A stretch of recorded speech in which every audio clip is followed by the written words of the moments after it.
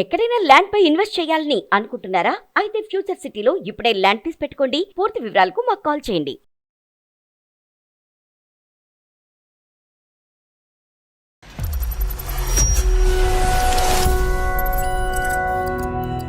నమస్తే కళ్యాణ్ గారు. నమస్తే జయ గారు. కళ్యాణ్ గారు, కిరణ్ అనే ఒక పర్సన్ మనకి మెయిల్ చేశారండి. అతను మెయిల్ చూసినాక నాకు అనిపించింది, ఇలా కూడా ప్రేమిస్తారా, ఈ రోజులో ఇలా కూడా ఉన్నారా, ఇంకా ఈ స్థాయిలో ప్రేమిస్తారా అనిపించిందండి. చాలా అద్భుతంగా ఉంది అతని వర్షన్ అయితే వింటుంటే. బట్ ఒకవైపే మనం మాట్లాడడం కాబట్టి అసలు ఏం జరిగిందో మనం తెలుసుకునే ప్రయత్నం చేద్దాము. కాల్ చేస్తాను మరి ఒకసారి. చేంజ్ జయ గారు. నాకు గాఢంగా ప్రేమించే అబ్బాయిలు అంటే ఎంత ఇష్టం మేడం. అవునండి, స్వచ్ఛమైన ప్రేమ అది. హలో కిరణ్ అండి, నమస్తే అండి. నేను జయాని అందమైన జీవితం ప్రోగ్రామ్ నుంచి కాల్ చేస్తున్నాను. కిరణ్, స్టూడియోలో ఉన్నాను. డాక్టర్ కళ్యాణ్ చక్రవర్తి గారు కూడా ఉన్నారు. గుడ్ మార్నింగ్ నాన్న. కిరణ్, ఏదో నీ ప్రేమ గురించి చెప్తావు అని మేడం అంటే వెంటనే కలపండి అని అన్నాను. ఏంటి నాన్న? అదే నేను యాక్చువల్లీ ఒక అమ్మాయిని లవ్ చేశాను. ఎంత? నీ వయసు ఎంత? నా ఏజ్ 26, 27 వస్తాయి. ఎప్పటి నుంచి ప్రేమిస్తున్నావు అమ్మాయిని? ఫస్ట్ ఇయర్ నుంచి చూస్తున్నాను ఆమెని. అప్పటి నుంచి నాకు కొంచెం ఆమె అంటే ఇష్టమే. పెళ్లి చేసుకోవాలని ఒక థాట్ వచ్చింది నాకు. కరెక్ట్. సో అందుకని నేను థర్డ్ ఇయర్ లో ఆమెకి ప్రపోజ్ చేశాను.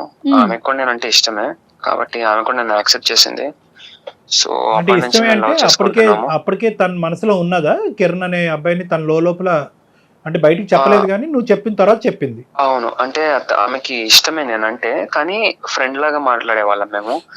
కానీ ఎప్పుడైతే నేను ఆమెకి నేను ఎలా అయితే ఆమె గురించి ఫీల్ అవుతున్నానని చెప్పాను, అప్పటికెళ్ళి ఆమె కూడా నన్ను కూడా లవ్ చేసింది. ఆమె కూడా.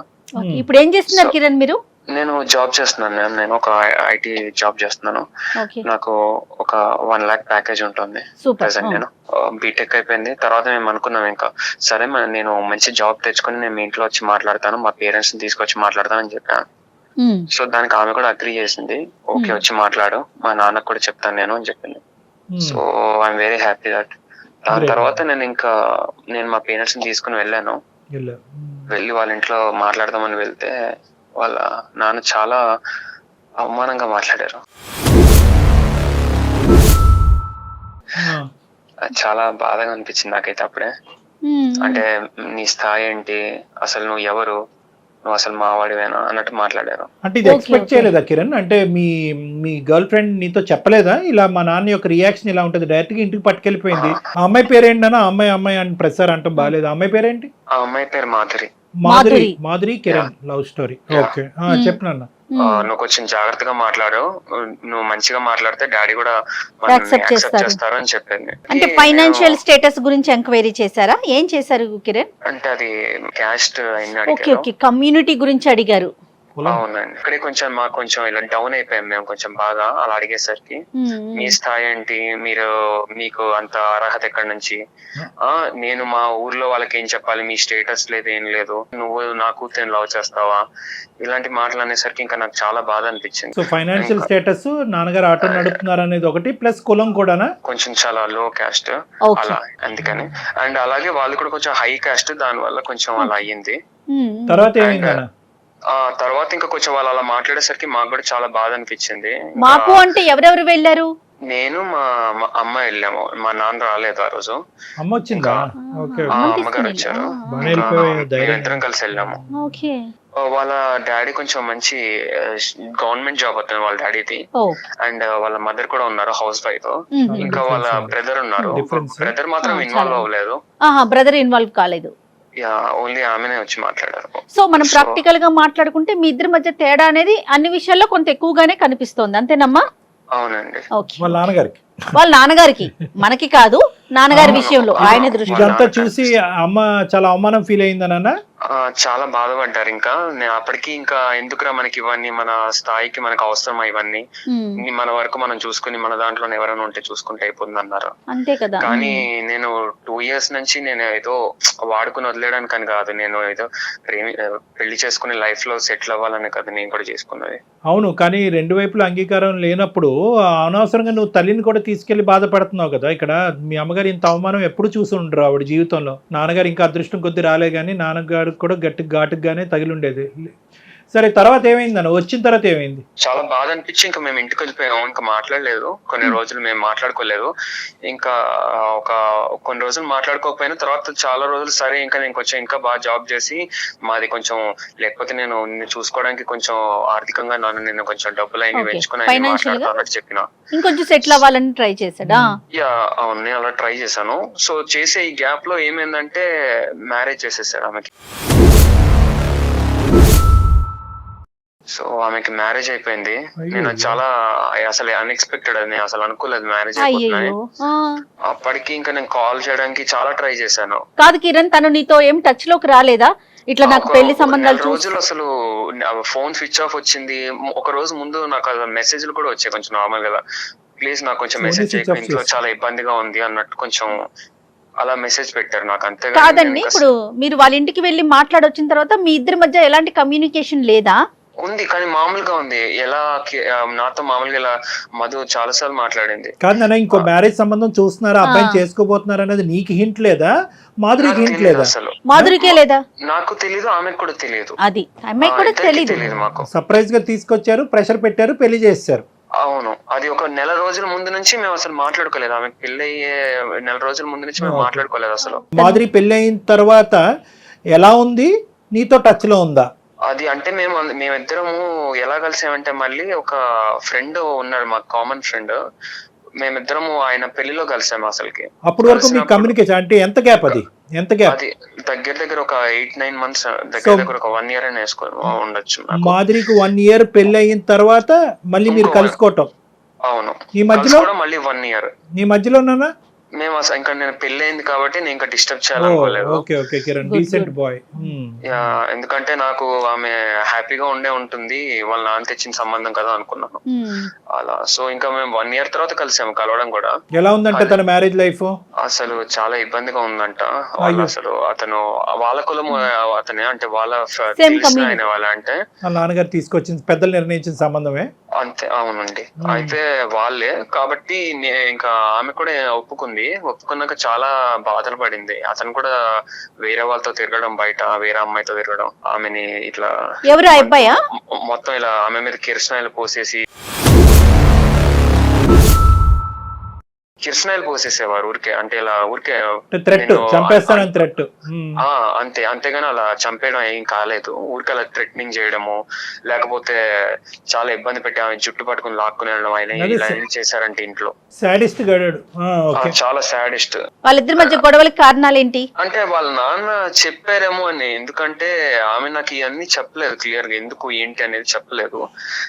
ఏంటి కారణం అంటే, ఇది అవన్నీ అడక్కు, నాకు మళ్ళీ గుర్తు చేసుకోవాలని లేదు అని చెప్పింది ఆమె. ఇంకా కానీ నీదైతే కాదు కదా, అంటే నువ్వు తన జీవితంలో పాస్ట్ లో ఉన్నావు అనే ఉద్దేశంతో, అనుమానంతో ఆడి ఇలా ప్రవర్తించేవాడా?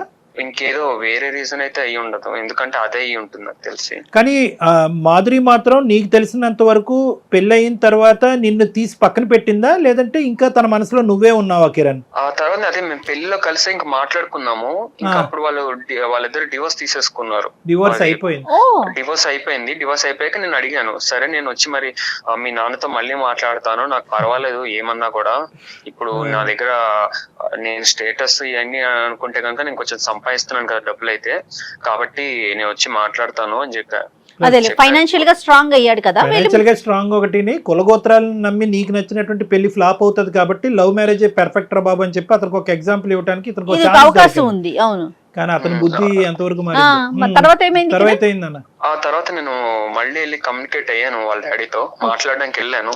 వెళ్ళాక వాళ్ళ నాన్నేమో, మా కూతురు నేను ఇంట్లోనే పెట్టుకుంటాను, వేరే మా కులంలో ఉన్న వాళ్ళకి ఎవరికైనా ఇచ్చి పెళ్లి చేసుకుంటానేమో కానీ నీకు మాత్రం ఇవ్వను. ఈసారి అయితే మీ అమ్మనైతే తీసుకెళ్లే కదా? నేను లేదు, నేను ఒక్కనే వెళ్ళి మాట్లాడాను.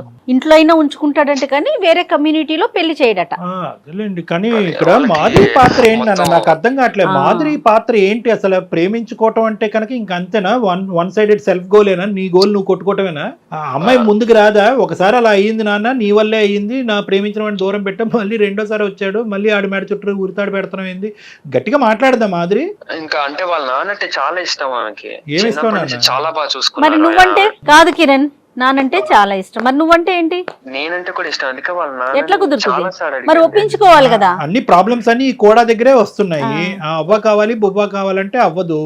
ఆ తీసుకొచ్చిన బొవ్వ ఎలా ఉందో అనేది ఇంతకు ముందు ఆ అమ్మాయి అసలే రుచి చూసింది. కిరసనాయిలు కూడా మీద పోయించుకుంది 1-10 సార్లు. అంటే వాళ్ళ నాన్న ఎప్పుడు ఒప్పుకుని ఉండేవాడు? ఆ అమ్మాయి మీద కిరసనాయిలు పోసేసి అగ్గిపొల్ల గీసేసిన తర్వాత ఒప్పుకుంటాడా? అడిగినోడు లేక. సరే ఇప్పుడు మా దగ్గరికి ఎందుకు వచ్చావు? అంటే తనకి నేనంటే చాలా ఇష్టం, కానీ వాళ్ళ నాన్న చెప్పినట్టే విందాం అన్నట్టు ఆమె అనుకుంటోంది. అంటే వినటం అంటే ఏంటి? వాళ్ళ కమ్యూనిటీలోనే మళ్ళీ పెళ్లి చేసుకోవాలనా? ఆహా, అంటే వాళ్ళ నాన్న కన్విన్స్ చేసి ఇంట్లో ఒప్పించే పెళ్లి చేసుకుందాం మనం, పారిపోయి కాదు అన్నట్టు. సో ఇన్ని జరిగిన అంటే ఇక్కడ మనకు కనిపించేది ఏంటంటే కిరణ్, ఇన్ని సంఘటనలు ఇంత పరిస్థితి వచ్చినా కూడా ఇప్పుడు కూడా మాధురి తండ్రిని నిందించట్లేదు, తండ్రి వైపు వేలెత్తి చూపెట్టట్లేదు. ఇంకా తండ్రి చెప్పే మాట శిరసా వహిస్తాను, తండ్రి గీసిన గీత గీత, కమ్యూనిటీలో కానీ బయట నుంచి కానీ ఏదైనా తండ్రి తీసుకొచ్చిన సంబంధమే, అంతేనా? ఆహా, అంటే తనకి నేనంటే ఇష్టమే, తను నాతో రావడానికి ఇబ్బంది పడుతుంది. ఇంట్లో ఒప్పించే పెళ్లి చేసుకుందాం, చేసుకుంటే కూడా నన్నే చేసుకుంటాను అంటుంది. పెళ్లికి ముందు గానీ పెళ్లి తర్వాత గానీ మాధురి పాట మాధురిదే, అంతే. తండ్రి పాత్ర తండ్రిదే. ఎటొచ్చి ఏంటంటే ఈ అబ్బాయే పోరాడుతున్నాడు, అంతే. ఇబ్బంది పడుతున్నది కిరణ్ ఒక్కడే. కిరణ్ ఒకటే మేడం. ఇంకోటి ఏంటంటే మాధురిని కూడా ఇక్కడ ఏం అనలేకపోతున్నాం ఇక్కడ, ఎందుకంటే మాధురి చాలా అసర్టివ్ అండ్ స్ట్రాంగ్ ఫాదర్ అక్కడ. ఇక్కడ పాపం ఈ అబ్బాయి పరిస్థితి చాలా బాధాకరంగా ఉంది. ఏం చేయాలి నాన్న? ఇప్పుడు ఎవరితో మాట్లాడదాం? ఇప్పుడు నేను ఒకసారి మాధురితో కాన్ఫరెన్స్ పెట్టిస్తాను, ఒక్కసారి మీరు మాట్లాడి ఒకసారి ఆమెను కన్విన్స్ చేస్తే కనుక. నువ్వేం ఎక్స్పెక్ట్ చేస్తున్నావు మాధురి దగ్గర నుంచి? మాధురి నాతో పాటు బయటకు వచ్చేస్తే ఇంట్లోంచి, నేను ఆమెను పెళ్లి చేసుకుని నేను ఎంత బాగా చూసుకుంటా అనేది చెప్పొచ్చు.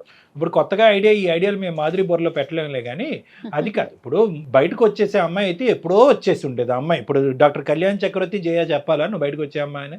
అలా కాదు. బేసికలీ ఏంటంటే ఆ అమ్మాయికి కొద్దిగా ఎక్కడ తండ్రిని కన్విన్స్ చేసేటటువంటి మార్గాలు ఎలా ఉంటాయి, ఏ విధంగా కన్విన్స్ చేయాలి. ఒకప్పుడు తండ్రి ఒప్పుకోకపోతే కనుక ఎటువంటి పెద్దవాళ్ళని ఇన్వాల్వ్ చేయాలి. తండ్రి కూడా రెస్పెక్ట్ ఇచ్చి తండ్రి కూడా మాట్లాడే కొంతమంది ఉంటారు కదా, ఆ వ్యక్తులను ఎలా ఇన్వాల్వ్ చేయాలి అనేది కూడా మనం మాట్లాడాలి. సో కాబట్టి ఏంటంటే నాన్న, ఫస్ట్ టైము కిరణ్ ఇంతకాలం ఓపిక పట్టాడు, చాలా గొప్ప. ఏంటి 3 సంవత్సరాల పాటు చూస్తూనే వ్యక్తపరచకుండా 3 సంవత్సరాల తర్వాత వ్యక్తపరిచి ఆ అమ్మాయి ఒప్పుకున్న తర్వాత, ఆ అమ్మాయి ఒప్పుకున్న 2 సంవత్సరాల తర్వాత తండ్రి వరకు తీసుకెళ్ళి, తండ్రి కాదు అంటే కనుక తలదించుకుని వెనక్కి వచ్చేసి ఆ అమ్మాయి మ్యారేజ్ని డిస్టర్బ్ చేయకుండా, రేపొద్దున మ్యారేజ్ డిస్టర్బ్ అయిన తర్వాత కూడా పాత కిరణ్ లాగే తండ్రిని ఒప్పించాలి అని అనుకునే ఒక మంచి కిరణ్ని ఈరోజు అందమైన జీవితం ద్వారా చెడ్డ కిరణ్ అని చెప్పించాలని మేము అనుకోవట్లే. కాబట్టి పారిపోయి వచ్చేసి లేచిపోయి ఒప్పించేసే అనేది ఈ వేదిక ద్వారా వద్దు, అది కాదు. ఎందుకంటే కనుక ఈరోజు ఆ తండ్రి చాలా గట్టి తండ్రి, చాలా మంచి తండ్రి అయినా కూడా చాలా పట్టు వదలనటువంటి విక్రమార్కుడు లాంటి తండ్రి అతను. రేపొద్దున ఈ పని చేస్తే కనుక ఆ అమ్మాయికి ఇప్పుడు చూపెట్టేది కాదు, అతను తర్వాత చూపెడతాడు ఒక విచిత్రమైన ప్రపంచం. అంతకు కూడా ఒడిగడతాడు. అలా చేయటం ద్వారా మీ ఇద్దరి మధ్యన ఏదైతే కష్టపడి కింద మీద పడి పెళ్లి చేసుకున్న దాని యొక్క విలువ పోతుంది, ఆ సంతోషం పోగొట్టుకున్న వాళ్ళు అవుతారు. కాబట్టి చెప్పే విధానంగా పెద్దరికంగా మేము ఎలా చెప్పాలో అలా చెప్పడానికి ఒక ప్రయత్నం చేస్తాం. ఫస్ట్ మాధురికి ఫోన్ అయినాను. ఒకసారి చెప్పు మా, ఇట్లా కళ్యాణ్ గారు ఉన్నారు, ఇది అందమైన జీవితం ప్రోగ్రామ్ అని మీరు మాకు చెప్పినాక నెక్స్ట్ మాట్లాడదాం. ఓకే. ఇంకా ఎందుకంటే ఈ అబ్బాయికి కూడా ఇంట్లోంచి ప్రెషర్ ఉంటది కదా, ఇంకెంతకాలం రానమ్మాయి కోసం వెయిట్ చేస్తావు అంటారు కదా. ఇంకా గొప్ప మనసు, పెళ్ళైనా నేను చేసుకుంటానని అడుగుతున్నాడు. పెళ్ళైనా పర్వాలేదు, ఆ అమ్మాయిని నువ్వే చేసుకొని పాప తల్లిదండ్రులకు వందనాలు. నమస్కారం. హలో కిరణ్. నాన్న మాట్లాడావా ఇంట్లో? ఏం మాట్లాడాలి కిరణ్, తెలుసు కదా నీకు డాడీ ఏం చెప్తారో. ఎన్నిసార్లు ట్రై చేసినా అదే చెప్తూ ఉంటారు. ఇంకా ఇంకొకసారి ట్రై చేసి కదా. నేను మళ్ళీ మాట్లాడినా, ఎంత చెప్పినా అదే చెప్తున్నారు. నేను ఆల్రెడీ చెప్పినా, మీరు చెప్పిన సంబంధం నేను చేసుకున్నా, ఏం జరిగిందో చూసారు కదా, అట్లీస్ట్ ఇప్పుడైనా ఒప్పుకోండి అని చాలా ట్రై చేశా, కానీ అసలు వినడం లేదు నా మాట. ఏదైనా పర్లేదు, కొంచెం టైం తీసుకోనైనా నీకు మంచి సంబంధం తెస్తా నేను అని అదే చెప్తున్నారు. అయితే నేను ఇది అందమైన జీవితం అని ఒక ప్రోగ్రామ్ ఉంది కదా, వాళ్ళకి మెయిల్ పెట్టా. యాక్చువల్లీ వాళ్ళు ఒకసారి మాట్లాడతావా? లేదు కొంచెం మాట్లాడు ఒకసారి. మాధురి సార్ చెప్పండి సార్. నమస్తే అమ్మా. ఏంటంటే ఇప్పుడు నా పేరు డాక్టర్ కళ్యాణ్ చక్రవర్తి, నాతో పాటు హోస్ట్ ఇక్కడ జయ గారు కూడా ఉన్నారు, అందమైన జీవితం. ఇక్కడ మనం కొద్దిగా కాంప్లెక్స్ ఈజీగా తెగనటువంటివి లేదంటే దీర్ఘకాలికంగా అలా స్ట్రెచ్ అవుతూ అందరినీ మానసికంగా పరీక్ష పెట్టేటటువంటి సమస్యలను మనం టేకప్ చేస్తున్నాం. మీది కూడా అలాంటిదే అనేది నా ఆలోచన. అందు గురించి వెంటనే ఫోన్ కలపడం జరిగింది. ఇప్పుడు ఇక్కడ ఎలా ఉంది అంటే పాపం కిరణ్ మీద పరిస్థితి అసలు అతను దయనీయమైనటువంటి పరిస్థితి వర్ణాతీతం. ఎందుకంటే అతనికి ముందు నొయ్యి వెనక గొయ్యిలాగా ఉంది కదా. ఇప్పుడు పాపం వాళ్ళ పేరెంట్స్ ఒప్పుకోవట్లేదంటే అది వేరే విషయం. పాపం వాళ్ళు మీ పెళ్లికి ఇంతకు ముందు నీ జరిగిన విడాకులైనటువంటి పెళ్లికి ముందు మీ ప్రేమను వాళ్ళు అంగీకరించారు. వాళ్ళు చేసిన పాపం ఏంటి నాకు అర్థం కావట్లేదు. ఇప్పుడు నీది విడాకులు అయిన తర్వాత మళ్ళీ ఈ రోజు ఒంటరిగా ఉన్న నిన్ను మళ్ళీ అప్పుడు కూడా అంగీకరిస్తున్నారు. వాళ్ళ పేరెంట్స్ సైడ్ నుంచి ఎటువంటి అభ్యంతరం లేదు. కిరణ్ మాత్రం ఒక అమర ప్రేమికుడిలాగా అప్పుడు ఇప్పుడు ఎప్పుడు మాదిరి తప్ప ఇంకో జీవితమే లేదని అంటున్నాడు. ఇక్కడ ఎంతవరకు ఒక మనిషి తన జీవితాన్ని త్యాగం చేస్తాడు? ఎంతవరకు ఒక తల్లి తండ్రి వాళ్ళ కన్న కొడుకు కళ్ళెదురుగుంటే ఇలాగా దహించిపోతుంటే జీవితం సర్వనాశనం అవుతుంటే కనుక ఎంతకాలం వాళ్ళ తల్లిదండ్రులను నోరు మూసి నూరుకుంటారు? ఇప్పుడు నువ్వేమొచ్చి అమ్మ నాన్న కావాలి ప్రేమికుడు కావాలి అంటున్నాడు. కానీ ఇక్కడ నువ్వు కావాలి అని అంటూనే ప్రేమికుడిని ఏమొచ్చి రబ్బర్ బ్యాండ్ లాగా సాగదీస్తున్నావు. మీ నాన్న మాత్రం అలా గుప్పెట్లో పెట్టుకుని కాపాడుకుంటున్నావు. మీ నాన్నతో గొడవ పడమనట్లేదు, మాట్లాడే విధంగా మీ తండ్రితో మాదిరి నువ్వు మాట్లాడేవా అని అడుగుతున్నావు. కిరణ్ కాల్ చేశారు నాన్న.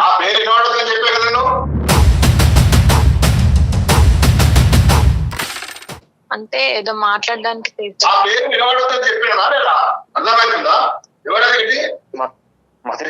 హలో హలో బాబు, నీకు ఇంత ముందు చెప్పా కదా అంకుల్. ఎంత మంచి చెప్పినా నీకు అర్థం కాదా? కాదంకుల్, నాతో ప్రాబ్లం ఏంటి అంకుల్? నేను సంపాదిస్తున్నాను కూడా కదా అంకుల్. నెలకి నాకు 1,00,000 రూపాయలు వస్తాయి అంకుల్. ఎవరికి 1,00,000 రూపాయలు? అసలు నువ్వెక్కడ నేనెక్కడ? అసలు నీకు నాకేమైనా పొంతన ఉందా? అంకుల్ మీరు ఆల్రెడీ ఒక మ్యారేజ్ చేశారు కదా అంకుల్, అది చూసారు కదా ఎలా అయిందో మొత్తం పెళ్లి. అది డివోర్స్ అయిపోయింది. అతను అంతా టార్చర్ చేశాడు. నేను 2 years నుంచి లవ్ చేస్తున్నాను. కూడా పర్వాలేదు, ఇంకోటి అయినా కూడా పర్వాలేదు. నాకు నీకు చాలా చాలా దూరం ఉంది.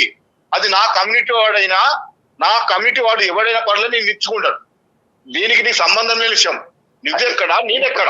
ఇప్పుడు ఏంటి అంకుల్ ఇన్ని ఇయర్స్ ఎప్పుడు అంకుల్? అది ఎన్నేళ్ళు అయింది అంకుల్ అదంతా అయిపోయి?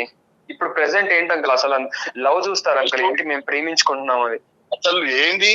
అసలు నీకు ఏం అర్థమవుతుంది? అసలు నేను ఎవరు అనుకుంటున్నాను ఇంతకి? నీ ఆలోచన ఏంది? నీకు ఎంత అనుభవం ఉంది? అసలు నీ కమ్యూనిటీ ఏంది, నా కమ్యూనిటీ ఏంది? అర్థమవుతుందా? ఏం ప్రేమ పెళ్లిళ్ళు ఇవేనా అవి?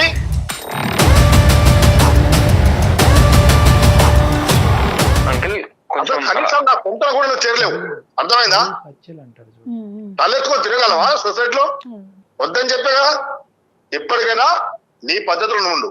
సార్ గురుగారు నమస్తే, నేను కూడా లైన్లో ఉన్నాను. నేను ఉన్నానని మీకు తెలియలేదు అనుకుంటాను. నా పేరు డాక్టర్ కళ్యాణ్ చక్రవర్తి. నాతో పాటు హోస్ట్ జయ గారు ఉన్నారు. మేము అందమైన జీవితం అనే కార్యక్రమం సుమన్ టీవీ నుంచి ఫోన్ చేస్తున్నాం. అంటే మేము బేసికలీ ఏంటంటే 1-2 నిమిషాలు ఓపిక్గా వినండి గురుగారు. మీ పేరు నేను అడగలేదు. మీ పేరు సతీష్ కుమార్ అండి. సతీష్ కుమార్ గారు.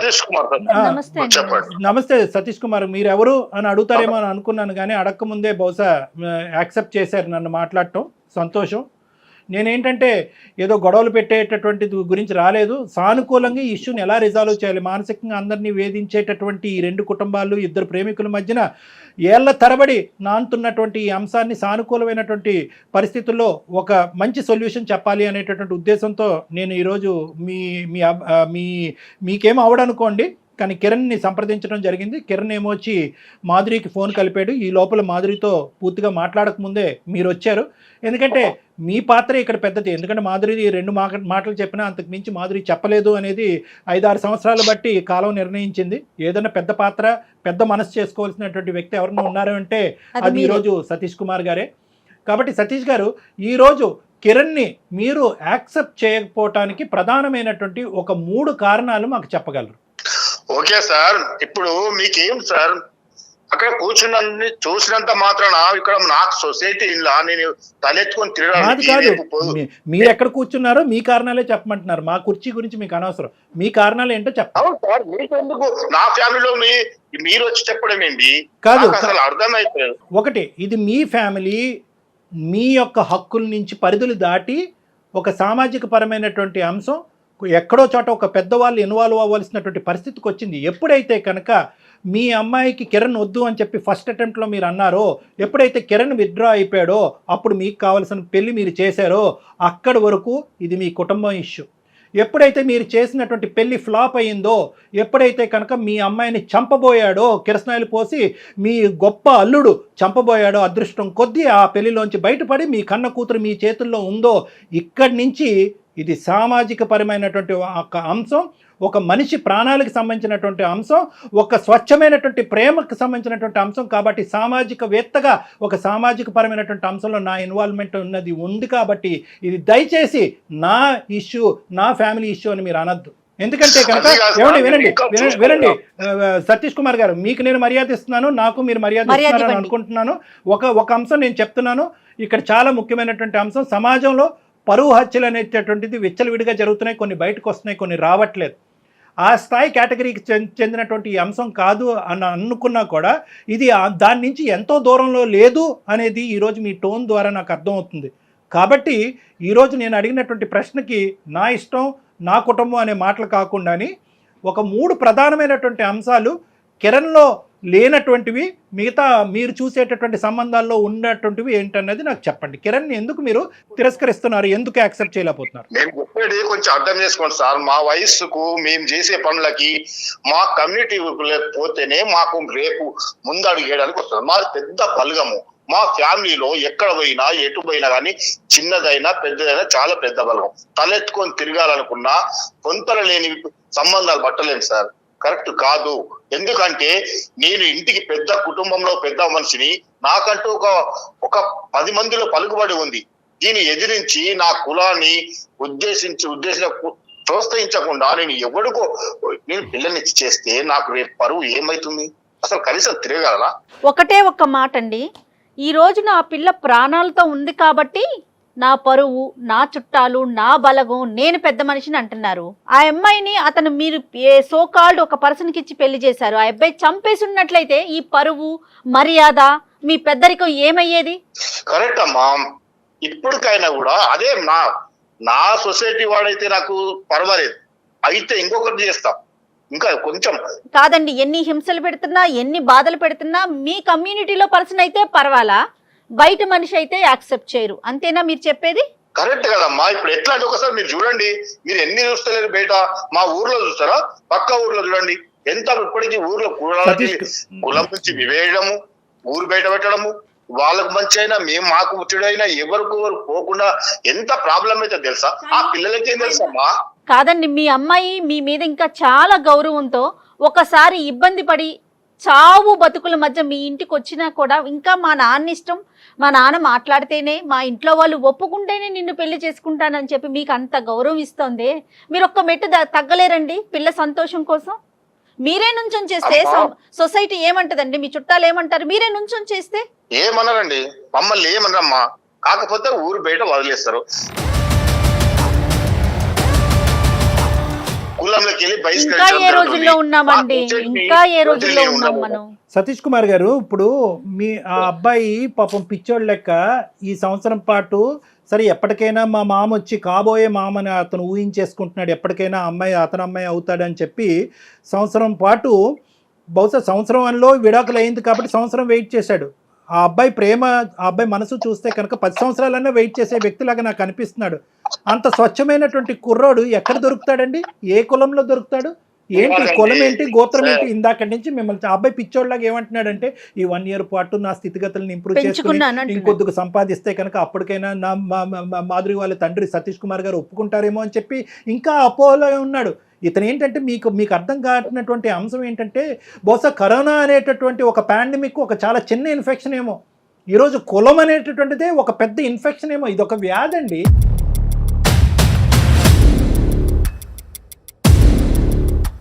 ఎందుకంటే కనుక మీ అమ్మాయి మీకు గౌరవం ఇస్తుంది, ప్రేమ ఇస్తుంది, పంచ ప్రాణాలు ఇస్తుంది. ఈరోజు మీ కళ్ళెదురుకుంటా మీ కూతురు చనిపోబోయేటటువంటి కూతురు ఈరోజు అదృష్టం కొద్దీ మీ పక్కన నిలబెడితే అది తీసి పక్కన పెట్టేసి ఈరోజు ఏమండి వచ్చినవాడు దొంగోడైనా టెర్రరిస్ట్ అయినా ఎవడైనా పర్వాలేదు, గోత్రంలో కులగోత్రం ఒకటి మ్యాచ్ అవుతే చాలు వాడిని మా అమ్మాయికి ఇచ్చి కట్టబెడతానంటే కనుక కరోనా కంటే పెద్ద వ్యాధి కాదండి ఇది. ఎంత పెద్ద ఇన్ఫెక్షన్ అండి, ఏ కులం అండి? నేను ఇందాక ఒకే ప్రశ్న అడుగుతున్నాను. కిరణ్లో లేనటువంటి 3 అంశాలు, మీకు నచ్చినటువంటి 3 అంశాలు అంటే కనుక మీరు చెప్పినటువంటి పాట ఒకటే. పెద్ద కులం చిన్న కులం, పెద్ద కులం చిన్న కులం, మా కులం మా పేరు, పెద్ద చిన్న ఏంటండి ఈ చెప్పి మీకేమన్నా నాకు సొసైటీలో తిరగాలంటే మా ప్రాపర్టీకి నా పేరులో ఉన్న ఆస్తులు కానీ మా పాప పేరు మీద ఆస్తులు కానీ ఒక రకంగా ఏ దాన్ని చూసుకున్నా కిరణ్ కు మాకు పొంతన లేదు. కులం కలిసింది ఇంతకుముందు ఛాన్స్ ఇవ్వండి సార్. సతీ కనీసం నన్ను ఇంకా ఇంప్రూవ్ చేసుకుని నాకు కొంచెం ఒక మంచి ప్యాకేజ్ వచ్చే వరకు నేను తమ్ముడు నువ్వు ఎంత కష్టపడినా, నువ్వు ఎంత ఇంప్రూవ్ చేసుకున్నా నీ కులాన్ని మార్చుకోలేగా. ఆ పెద్ద మనిషికి కనిపించేటటువంటి ఒకే ఏంటంటే కులం. నువ్వేమనుకుంటున్నావు అంటే కనుక మిగతా అంశాల్లో నేను పెరుగుతూ పెద్ద అయ్యితే కనుక ఇతను ఒప్పుకుంటాడేమో అనుకుంటున్నావు. కాదు, ఆ పెద్ద మనిషికి కనిపించేటటువంటి ఒకటే అంశం ఏంటంటే అది మనిషి ప్రాణాల కంటే ఎక్కువగా చూసేటటువంటి ఒక అంశం ఏంటంటే కులం. ఆ కులం అనేటటువంటి వ్యాధి, ఆ కులం అనే వ్యసనం ఇతని మనసులోంచి తీస్తే గానీ మాదిరి నువ్వు ఒకరెవరు. అది సాధ్యమా కిరణ్? నా బిడ్డ అంటే నాకు ప్రేమ లేదా సార్? నా బిడ్డ అంటే కనీసం చిన్నప్పటి నుంచి ఎంత గారాభంగా పెంచాలో తెలుసా?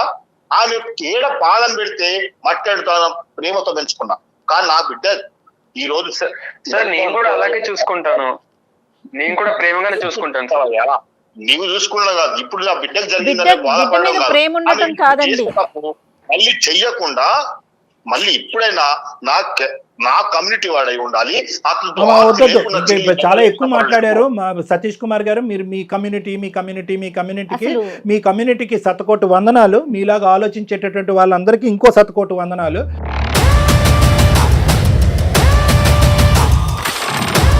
నేను ఒకటే చెప్తున్నాను, ఈరోజు మాదిరి ఇక్కడ మాట్లాడకపోతే బహుశా ఈ బండి ముందుకెళ్ళదు. నిజంగా మాధురికి ఇప్పుడు డిసైడ్ చేసుకోవాలన్నటువంటి సందిగ్ధ పరిస్థితి వచ్చింది. తండ్రి కూతుర్ల మధ్యన గొడవ పెట్టేటటువంటి ఉద్దేశం డాక్టర్ కళ్యాణ్ చక్రవర్తికి, సుమన్ టీవీకి లేదు. కానీ మీరు ఇంత మూర్ఖత్వంగా, ఇంత మొండిగా వ్యవహరిస్తుంటే కనుక ఖచ్చితంగా మాధురిలో ఒక ఆలోచనని తట్టి లేపవలసినటువంటి పరిస్థితి వచ్చింది. ఇప్పుడు ఈరోజు మాధురి ప్రేమ అంటుంది, అవ్వ కావాలి బువ్వ కావాలి అంటుంది. కానీ ఇక్కడ బువ్వ అనేటటువంటి తండ్రి, చిన్నప్పటి నుంచి బువ్వ పెట్టినటువంటి ఒక తండ్రి ఈరోజు లాజిక్ లేకుండా మాట్లాడుతున్నాడు. తన పట్టినటువంటి కుందేలకు 3 కాళ్ళు అన్నట్టుగా మాట్లాడుతున్నాడు. ఒక వ్యసనానికి, కులం అనేటటువంటి వ్యసనంలో మునిగిపోయి ఉన్నాడు. ఇటువంటి వ్యక్తికి ఈరోజు నేను కౌన్సిలింగ్ చేసి ఆ కులం అనేటటువంటి పరిస్థితిని తీయగలనా? ఏమండి, ఒక తప్పుడు పెళ్లి చేశారు, ఆలోచించకుండా ఒక తాగుబోతుకి ఇచ్చి పెళ్లి చేశారు. ఒక అనుమానించేటటువంటి ఒక వ్యక్తికి, చంపేబోయేటటువంటి ఒక వ్యక్తి పెళ్లి చేశారు. ఎక్కడ ఉందండి మీ కులం? ఆ కులం వచ్చి అప్పుడు మాట్లాడలేదా మీతో? ఆ కులం వచ్చి మాట్లాడలేదా? ఏం సతీష్ కుమార్ ఏం చూసావు, ఏం చేసావు? అల్లారు ముద్దుగా ప్రేమించి పెళ్లి చేసావు, ప్రేమించి బాగా పెంచుకున్నాను నా కూతురునన్నా, మరి ఇలాంటి సంబంధం తీసుకొస్తామని చెప్పి మీ వైపు ఎవరు వేలెత్తి చూపెట్టలేదా? మిమ్మల్ని కులం నుంచి బహిష్కరించలేదా? సార్ ఒక్కసారి తప్పు జరిగిందని నన్ను అనుకుంటే ఇంకొకసారైనా, ఈసారి నాకు చేసిన తప్పు మళ్ళీ చేయకుండా నా సొసైటీలో ఎవరైనా పర్లేదు, కనీసం ఏదైనా అతనికి ఇచ్చి చేసి. మాధురి ఈ రోజు నువ్వు మాట్లాడవలసినటువంటి పరిస్థితి ఆసన్నమైంది. ఒక్కసారి ఎప్పుడైనా రెస్పాండ్ నువ్వు కర్ర ఎరగకూడదు, పాము చావకూడదు అంటే అవ్వదమ్మా. ఇక్కడ ఏదో ఒకటి విరగాలి. నువ్వు గొంతెచ్చి నీ మనసులో ఉండేటటువంటి ఒకరు ప్రేమిస్తే అది ప్రేమ కాదమ్మా. ఒకరు ప్రేమించినంత మాత్రం పెళ్ళి అవ్వదు. నిజంగా నువ్వు గాఢంగా నువ్వు కిరణ్ని ప్రేమించేటట్టయితే కనుక ఈ రోజు మా యొక్క సపోర్ట్ నీకుంది, నువ్వు మాట్లాడాలి. చెప్పండి సార్. ఏం చెప్పాలమ్మా? నీ నాన్నగారి మాట నువ్వే వింటున్నావు కదా. ఏంటి నువ్వు చదువుకున్న దానివి, ఈ జనరేషన్ అమ్మాయివి. స్టార్టింగ్ నుంచి అదే చెప్తున్నారు. ఎప్పుడైతే మా లవ్ గురించి ఇంట్లో చెప్పామో అప్పటి నుంచి ఇదే చెప్తున్నారు. అయితే కిరణ్ గెట్ లాస్ట్ అని చెప్పు, కిరణ్ గెట్ లాస్ట్ అని చెప్పమ్మా. అతను బతుకుతాడు. ఎందుకు కిరణ్ ఇలా ఎండగడుతున్నావు?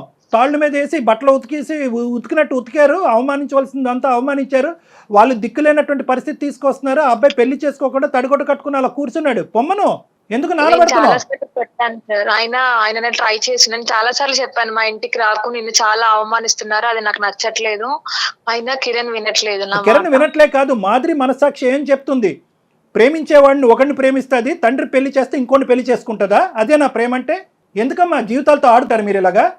నిజంగా మీ నాన్న ఇంత కర్కోటమైనటువంటి మనిషి అయితే కనుక అసలు ప్రేమ అనే లూప్లోకి ఎందుకు దించావు ఆ కుర్రోడ్ని? నీకు తెలీదా మీ నాన్న యొక్క వ్యక్తిత్వం?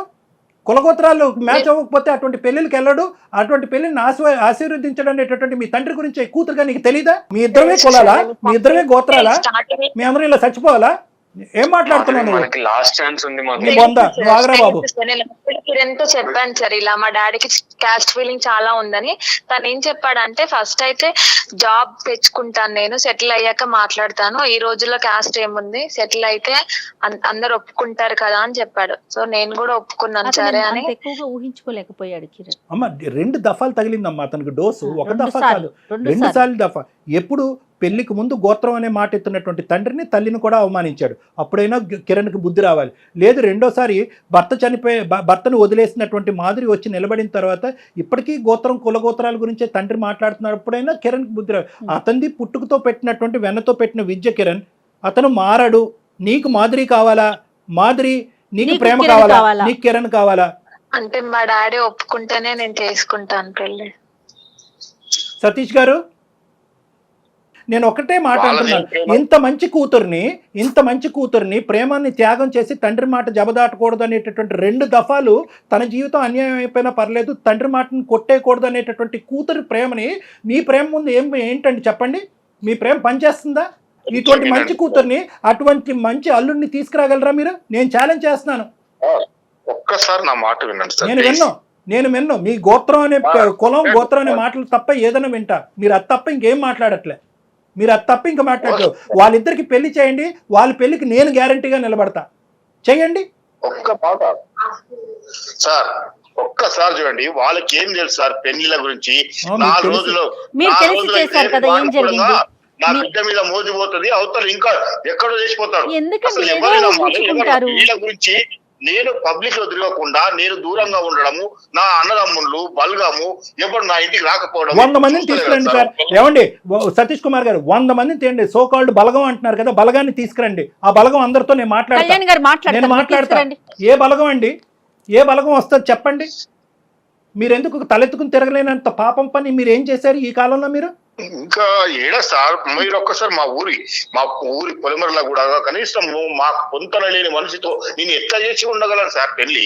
కాదు సార్, ఒకటే సతీష్ గారు, మీరు ఒకటే చెప్తా. మీరు ఇంత లోతుగా మీ వేరులతో పాటు ఈ ఆలోచన శైలి దిగబడింది. చూడండి, వాడు వదిలేసి వెళ్ళిపోతే, వాడు మోజు తీరిపోతే అంటే కనుక మీరు ఇవన్నీ ఈ కాకమ్మ కబుర్లన్నీ మాకు చెప్పొద్దు. ఎందుకంటే కనుక మీరు ఏ ముక్కు మొహం తెలియని వాడు కేవలం కులం మ్యాచ్ అయిందని తీసుకొచ్చి పక్కన కూర్చోపెట్టేవాడు కంటే 6 సంవత్సరాల పాటు లవ్ చేసి ఒక భగ్న ప్రేమికుడిలాగా అలా కూర్చుని అన్ని జీవితంలో అన్ని వదులుకుని వాళ్ళ కుటుంబాన్ని, తల్లిదండ్రుల యొక్క ఆశలు కోరికలు కూడా త్యాగం చేసినటువంటి కిరణ్తో మీరు తీసుకొచ్చే ఏ సంబంధాన్ని కూడా మీరు పోల్చలేరు. Full stop.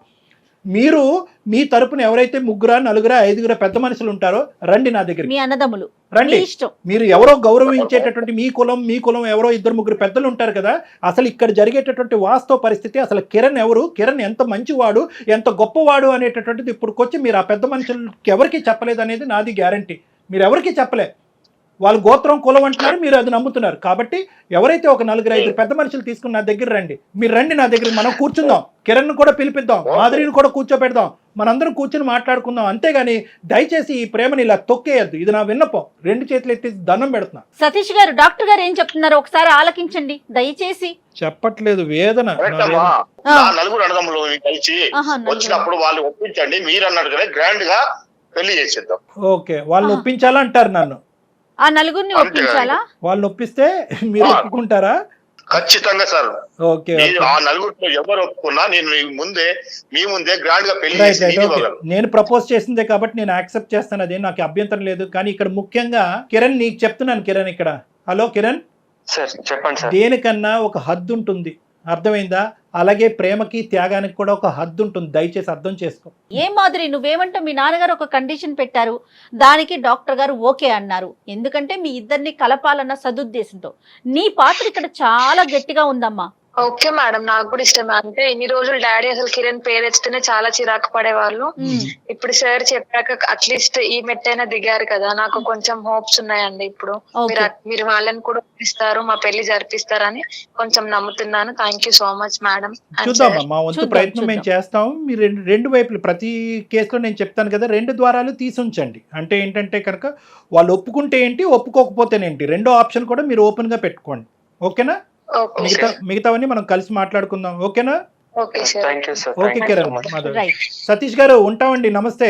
నమస్తే అండి. మాకు మీతో మాట్లాడినందుకు అవకాశం కల్పించినందుకు, మా యొక్క విజ్ఞప్తిని మన్నించి సానుకూలంగా స్పందించినందుకు ధన్యవాదాలు. నమస్తే అండి. చాలా సంతోషమండి. మీకు మాత్రం కూడా ధన్యవాదాలు. Thank you. మీరు మెట్టు దిగినట్టే ఉన్నారు. కిరణ్ కూడా స్ట్రాంగ్ గా చెప్పండి. ఒకసారి పెళ్లి అయిపోయిన తర్వాత పాత విషయాలు తవ్వకూడదు, రైట్. చాలా జాగ్రత్తగా ఉండాల్సిన పరిస్థితి. ఎందుకంటే సుమన్ టీవీ తరపున అండ్ మీరు మనమంతా ఇన్వాల్వ్ అయ్యి అతని పెళ్లిని ఒప్పించబోతున్నాం అని అనుకుంటున్నాను నేను.